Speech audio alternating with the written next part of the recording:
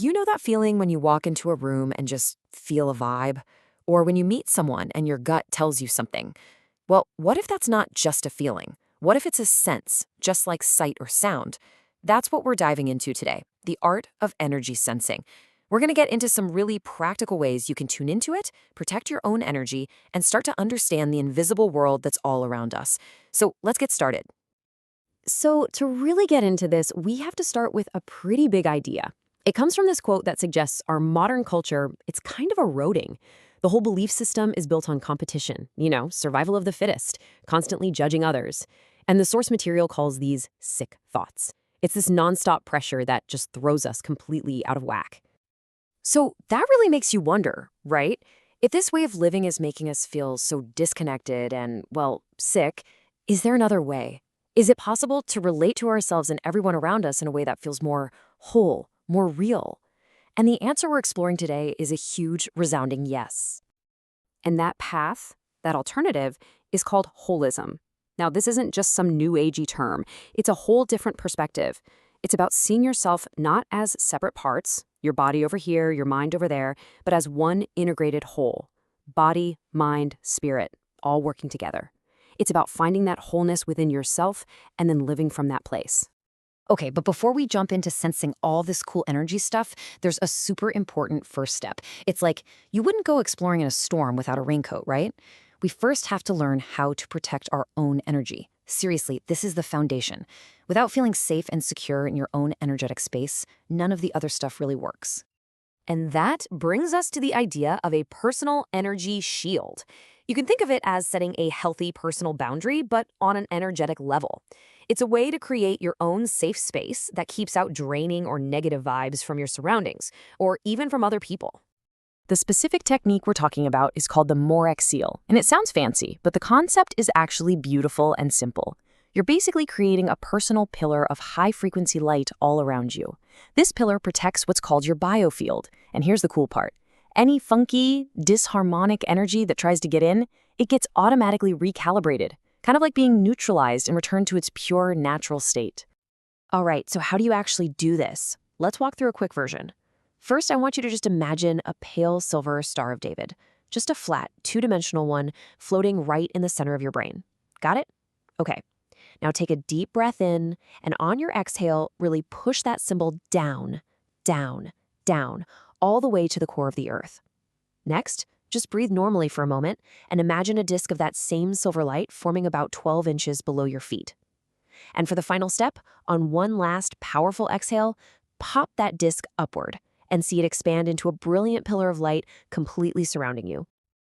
And that's it. In just a few breaths, you've created what's called a temporary 12th dimensional seal on your biofields.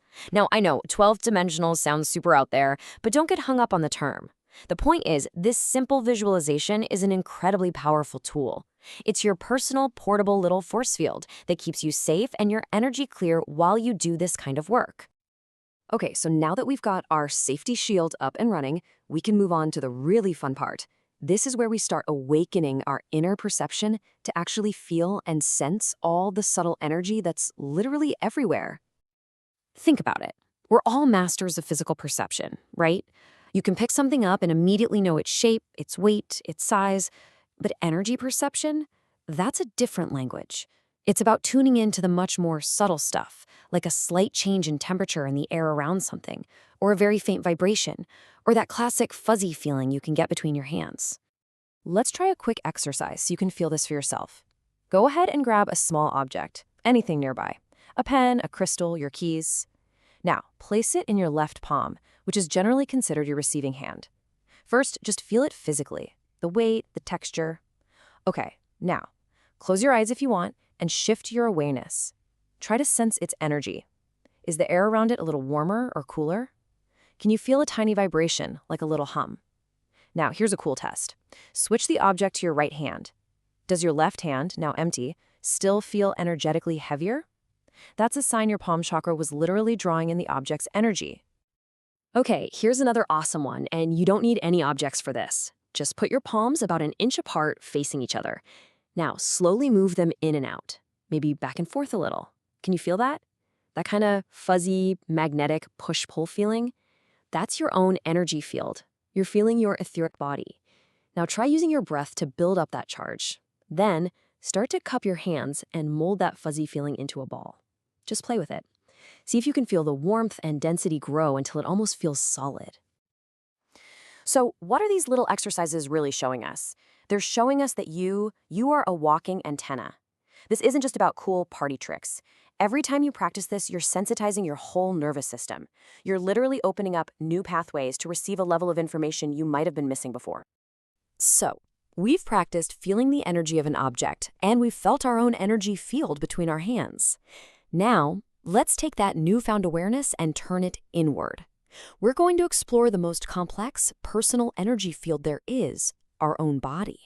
This is where we learn to have an inner conversation. And the way this idea is introduced is so great, I just love it. It's with this simple, direct, and maybe kind of weird-sounding instruction, I want you to talk to your knee. Yeah, you heard that right.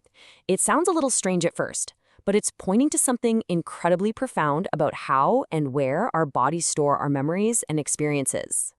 See, the concept here is that your body isn't just a meat suit that carries your brain around. Not at all. Every single part of you is its own little station of consciousness, and it holds a piece of what's called your cellular memory.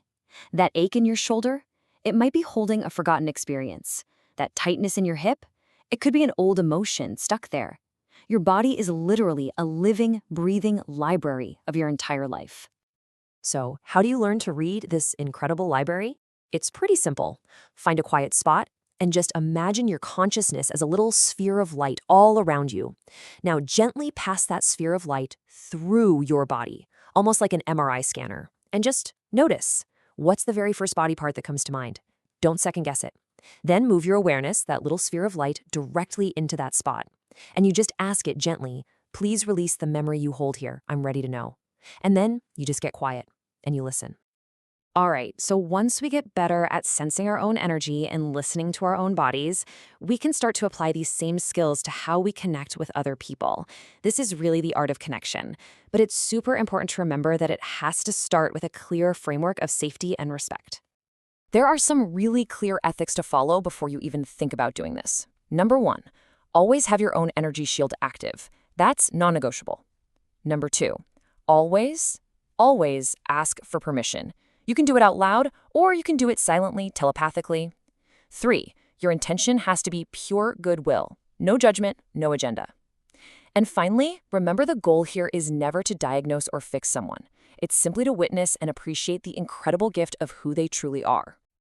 And you know, one of the most powerful and direct ways to do this is simply through the eyes. When you really look into someone's eyes, really look, you're not just seeing the color of their iris, you are literally gazing into the energy field of another soul. It's an unbelievably profound way to connect with someone on a level that goes way beyond just their personality. When you boil it all down, all of these practices, creating the shield, sensing energy, talking to your body, they're all pointing to one thing: building a deeper trust in yourself. It's about learning to trust that inner voice, that intuition, to trust the spirit as it moves through you.